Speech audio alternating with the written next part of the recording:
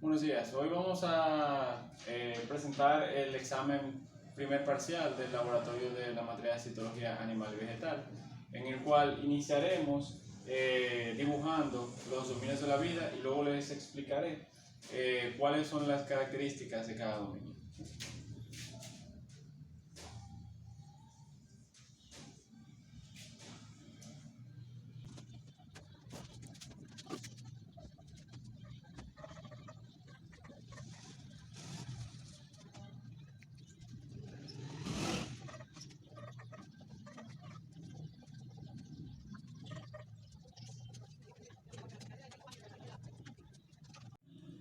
Estas son las bacterias. Las bacterias están compuestas en este dominio por seres unicelulares con un tipo celular procariota. Ya más adelante les explicaré cuál es este tipo celular.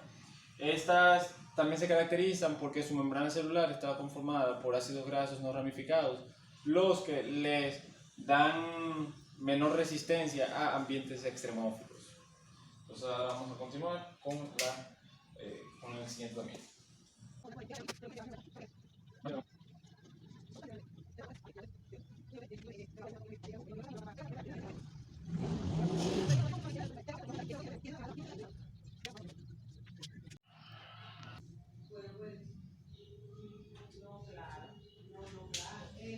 Acá podemos ver el dominio arquea. Este dominio está conformado por seres procariotas también, pero en este caso estos seres están adaptados a ambientes extremófilos.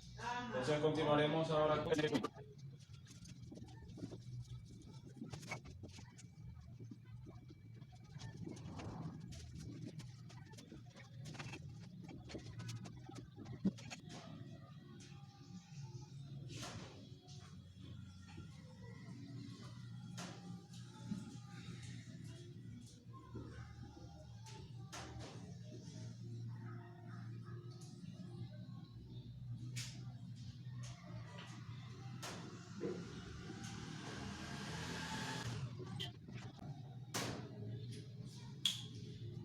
Acá tenemos a los...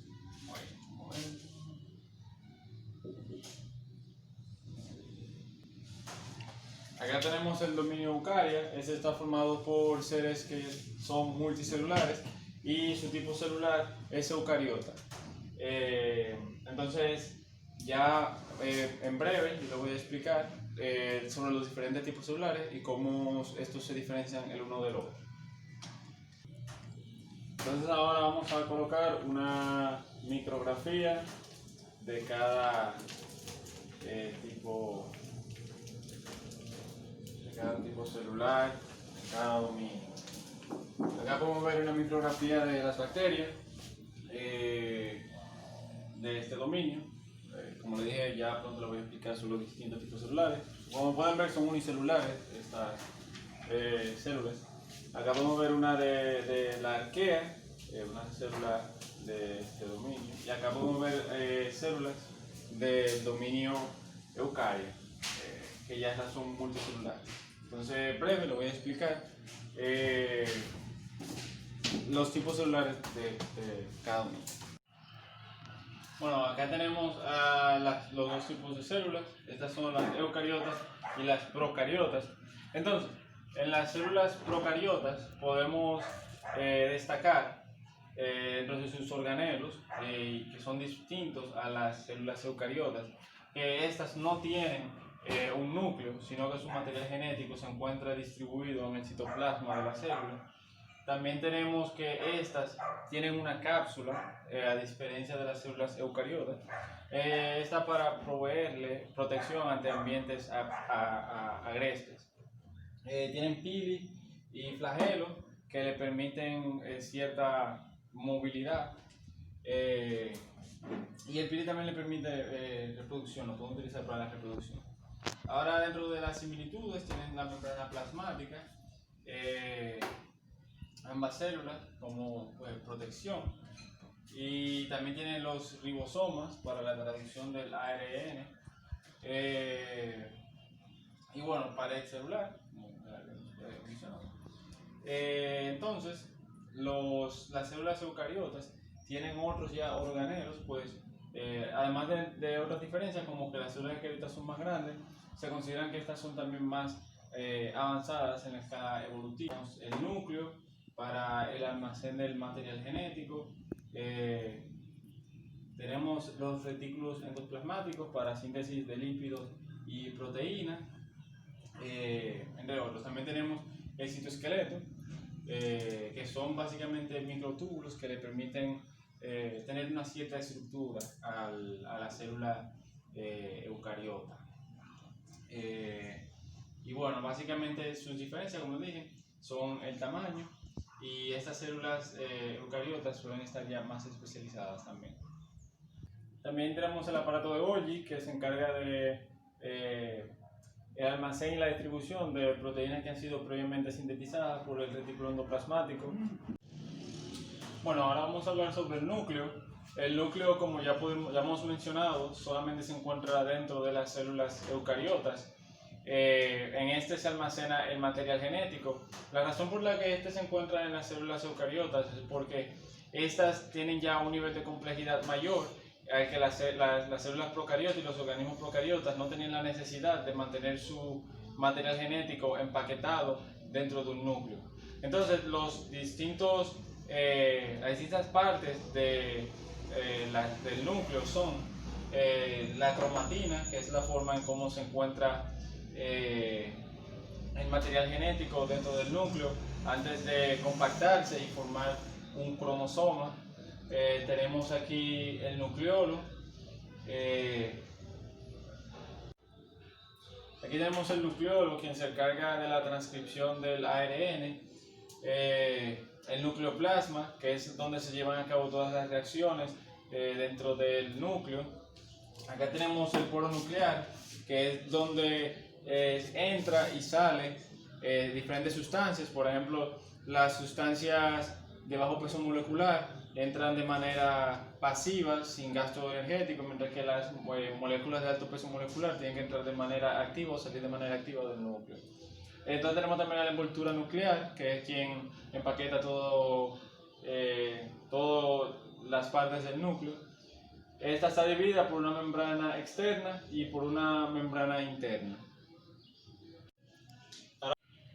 Entonces ahora voy a explicar, voy a esquematizar los ribonucleicos, un ribonucleótido y un desoxirribonucleótido. Entonces vamos a eso. Lo vamos a esquematizar con un pentágono como azúcares, un círculo para los fosfatos.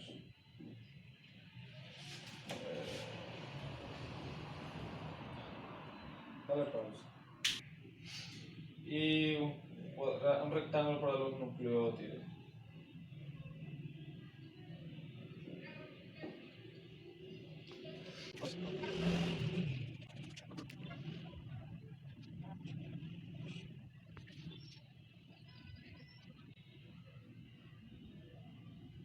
Ok, acá tenemos entonces un ribonucleótido. Su nucleótido es un uracilo, se diferencia de eso de los desoxirribonucleótidos, que eso lo voy a hablar en breve. El azúcar en este es una ribosa y tiene, aquí está el fosfato. Entonces vamos acá.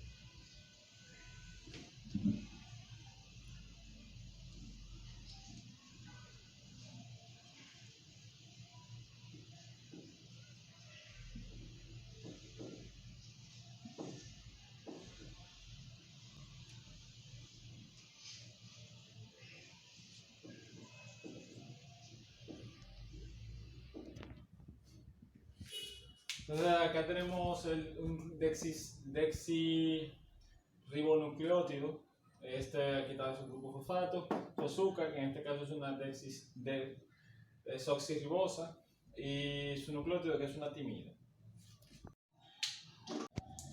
Ahora vamos a hablar sobre el dogma central de la biología, así que voy a hacer unos esquemas para poder explicar este tema. ¿Okay?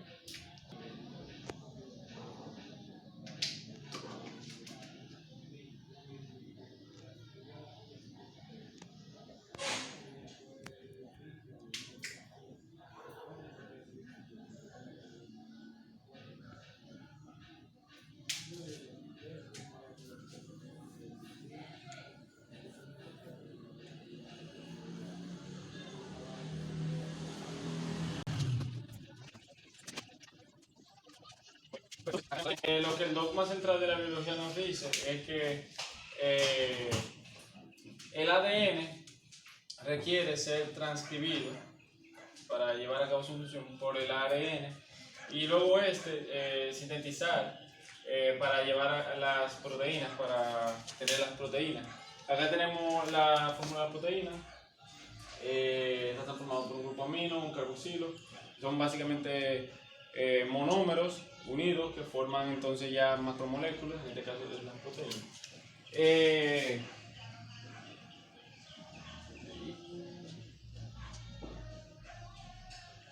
Entonces, la manera en cómo el dogma central de la biología molecular se relaciona con las células es porque dentro de las células es donde se lleva a cabo toda la función. O sea, las células son la unidad estructural y funcional de los seres vivos. Entonces, el dogma central lo que nos dice es que todo esto, o sea, todo lo que el dogma central nos cuenta, sucede dentro de la célula. O sea, dentro de las células que tenemos el ADN, dentro de las células que el ADN es transformado, o sea, es que es transcribido, y dentro de las células es que producimos las proteínas que terminan cumpliendo toda la función de nuestro cuerpo.